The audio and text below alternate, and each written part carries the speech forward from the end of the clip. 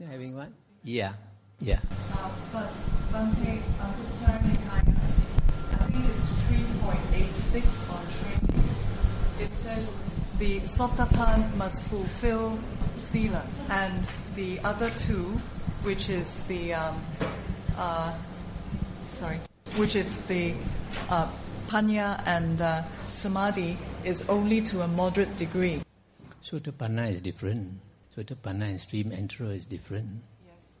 In the Suttas, Majjhima Nikaya 117, it says, after you get right view, Yes.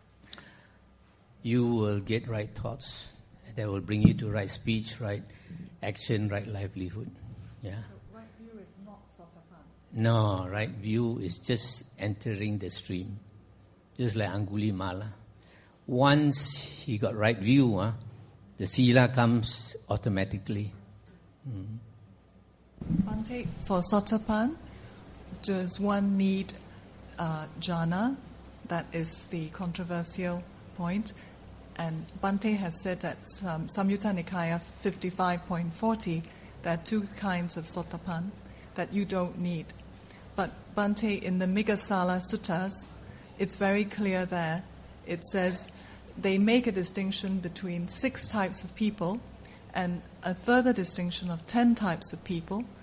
And whether they go for distinction or deterioration is determined by 2 conditions. One is whether they have learned and penetrated the Dhamma.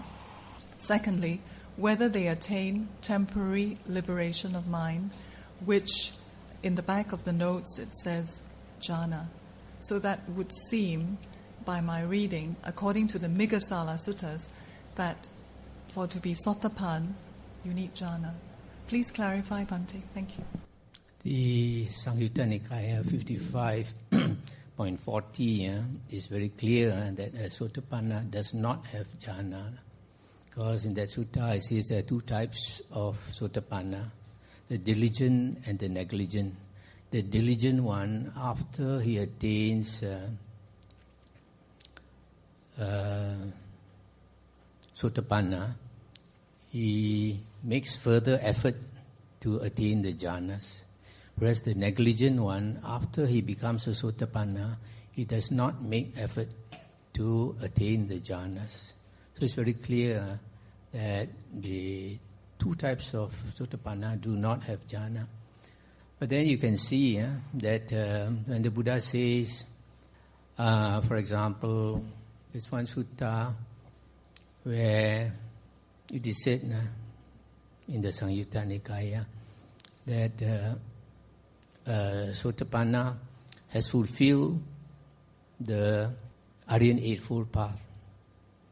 When the Buddha says he has fulfilled the Aryan Eightfold Path, he does not mean that he fulfills perfectly the Aryan Eightfold Path. If he has fulfilled perfectly the Aryan Eightfold Path, he would have become an Arahant. So even though the Buddha says he has fulfilled the Aryan Eightfold Path, there are different levels, just like getting right view. The right view of a Sotapanna and the right view of an Arahant is different. They both have right view, but their level is different. So when there's one monk that says because the Sotapanna has attained right view, he has eliminated ignorance. But in the suttas, only the Arahant has eliminated ignorance. Because ignorance is defined as ignorance of the 4 noble truths. So he thinks by implication, if you have right view, that means you have eliminated ignorance. It cannot be like that. So that's why you have to study many suttas and compare. Bhante, what do you think about assuming that the Sotapan is the diligent one, and the Sotapan works very hard and gets first jhana?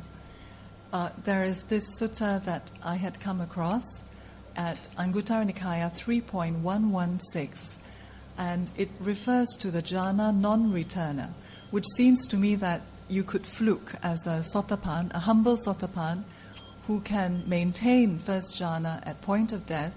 They become a jhana non-returner. Is that true? Please clarify, Bhante. I don't think so. I think what the sutta is means is that because the Sotapanna has at the maximum 7 more lifetimes. So passing away from that life as a Sotapanna, he is reborn in heaven. And then he practices hard and attains the jhana, and probably attains the 4 jhanas, and then it's a non-returner now. He goes to the 4th jhana heaven. Because Sotapanna, you can have 1 seeder, comes back 1 more life. And you have 2 or 3 seeders, and then you have 7 lives, Sotapanna. So there are different types of Sotapanna. So there are some, after they have passed away, whether they go to heaven or they come back as a human being, they strive. Try to reconcile it with karma. As I mentioned just now, samsara is just the working of consciousness. The Buddha said consciousness is like a conjurer, a magician. It makes you see yourself as an actor, life after life. So basically, we are dreaming. Life after life, we are dreaming. So because we have not woken up, the life continues. Samsara continues. And this conventional self is there. Conventional self. When we say anatta, we mean there is no thing that is permanent, everlasting. So when you were dreaming at night, you also had karma because you annoyed somebody slapped you in the face and you felt it in your dream. Yeah? You felt it. Or you fell down a cliff. You experience yourself falling. The next morning when you wake up, you ask yourself, what happened to that me in that dream? Where? Never existed in the first place. It only existed in your consciousness. So now you are still dreaming. The Buddha is the awakened one. We are all still dreaming. Only thing is our dream is long. Seems to be continuous, one lifetime after another lifetime. But when we are about to die, then we see a bit clearer. When we are about to die, we find that this life is fading away. And 2 or 3 days before you die, another world starts to surface. And you find yourself going into another world. Many years ago, I had an old devotee. When he was dying, he started to see things. He told his family, who is this girl? Come into my room, this nice, cute girl. And at times he said, who is this monk? Come. And they thought something wrong. Then they phoned me. And I went to stay a few days with him. And whenever he saw something, I asked him to tell me what he saw. So another world is appearing. Firstly, the Buddha said, not all karma will ripen. The heavy karma will ripen first, because we remember it very clearly. For example, if you kill a man, that's very heavy karma. Kill a human being. When you're dying, it will come to you. Many years ago, there's one Thai man from Kelantan, old man. He went to learn meditation with a Thai monk.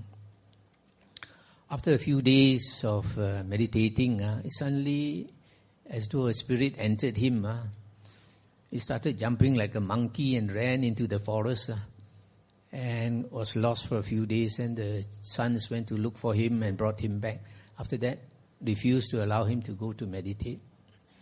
And the monk was curious, how come he didn't teach anything wrong to this old man? Then he made some inquiries, and then slowly he found out, like some Thai people in Kelantan, they keep this monkey to pluck coconuts.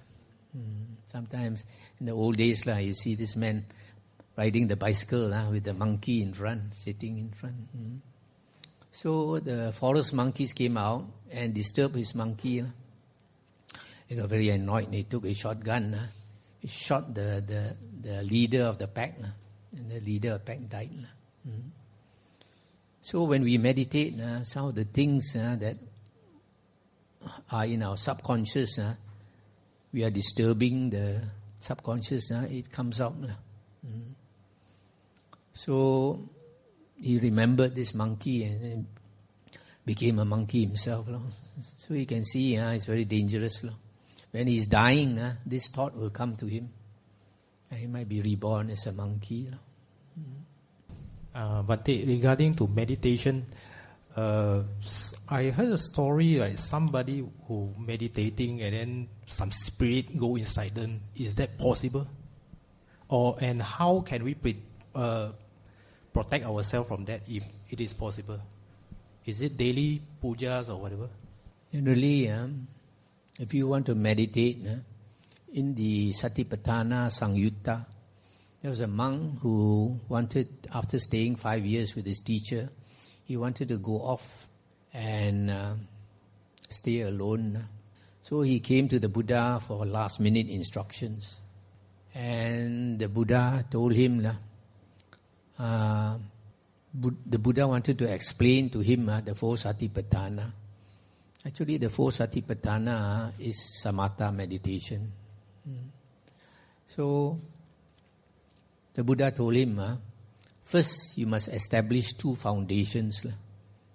In other words, before you meditate, you must establish these 2 foundations. One is sila. The other one is right view. Listen to the Dhamma. So, if you listen to the Dhamma, you will, and if you understand, you will naturally have sila. You will keep sila. And then you won't have this problem. Cháu phò dập mò, cháu hoi dịp mò. So there are some people, they don't know the Dhamma. When they meditate, they want to see heaven, they want to see hell, and they start imagining. They actually see heaven and hell. Sometimes maybe from their past life, they meditate and these things appear. That's why in China, Chanzhong, Zen school, when people come to learn meditation, they have this instruction: more Lai, more Chan, 4 Lai, 4 Chan. When Mara, the Satan comes, cut him off. When the Buddha comes also, cut him off. What it means, whatever you see, whatever you hear during meditation, don't pay attention. Last time Bhante Suvano told me, before he came to Buddhism, he was following a Taoist teacher. And this Taoist teacher, when he meditates, he starts to talk to Tua Pek Kong. Then after some time, he went cuckoo. So don't believe what you see, what you hear. It's just a mind playing tricks on you. So listening to the Dhamma is very important. Yeah? I came across many suttas in Nikayas which states the importance of 5 faculty, that is faith, energy, mindfulness, concentration, and insight. But recently I came across some suttas in the Samyutta Nikaya on the section on the 5 faculties, which state that even in these 5 faculties there are miseries and one needs to escape from it. There are what? There are miseries in these 5 faculties. Miseries? Yeah. There are miseries in these 5 faculties. Suffering. Yeah, suffering. And we also need to escape from these 5 faculties if we need to attain liberation. There are few suttas in this Samyutta Nikaya which state this also. But later on in other suttas in this Samyutta Nikaya, it states that there's importance to cultivate these 5 faculties also. Sometimes when you read this translation, there's some doubt. You must check the Pali word. Like the early translations of the Pali Text Society, they translate jhana as a trance state. It's the opposite of the trance state. So there is a monk who also doesn't understand jhana. He said, what's the use of jhana? When you attain jhana, you have no mindfulness. But then you are never as mindful as when you are in jhana. In fact, the Buddha said, when you attain the 4th jhana, you have perfect purity of mindfulness. And mindfulness, in the suttas, there are 9 suttas that define sati as being able to remember what you said and you did a long time ago. It's a quality of you have a very sharp mind. You can remember what you said and you did a long time ago. That's why when a person attains the fourth jhana and the sati is perfectly pure, he can remember his past lives. Thousands and thousands of past lives. So in this kind of case, you have to check the Pali. Yeah. The Pali text society translations, the best is the Anguttara Nikaya. The others are not so good. Any more question? If there's no more question, we have passed the time. When we listen to Dhamma talk, sometimes Devas and Devis come to listen. So we invite them to rejoice with us. We don't transfer merit, we just ask them to rejoice with us. You follow me, Ita vata cha amhehi Sambatang punya sampadang Sabe dewa Sabe buddha Sabe satta Anumodantu Sabba sampati Siddhya Sadhu sadhu sadhu. No more voice. The next time I come to KL for a Dhamma talk is June the 15th in Subang Jaya, Saturday night. And that talk is layperson certainly can become an Arya. Okay, brothers and sisters, we have come to the end of our Q&A session.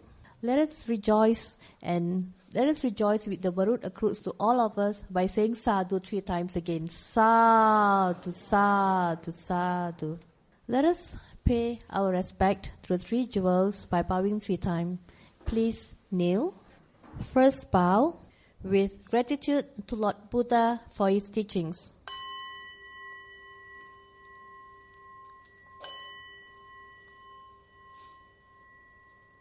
Second bow with respect to Lord Buddha for his virtues.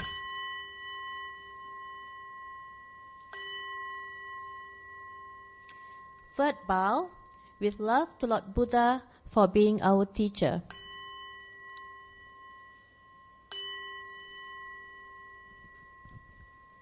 Let us now pay respect to Venerable Sirs by bowing 3 times. First bow with gratitude to Bhante for your teachings.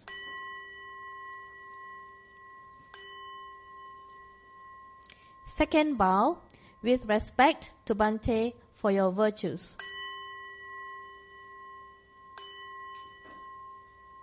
Third bow with love to Bhante for being our teacher.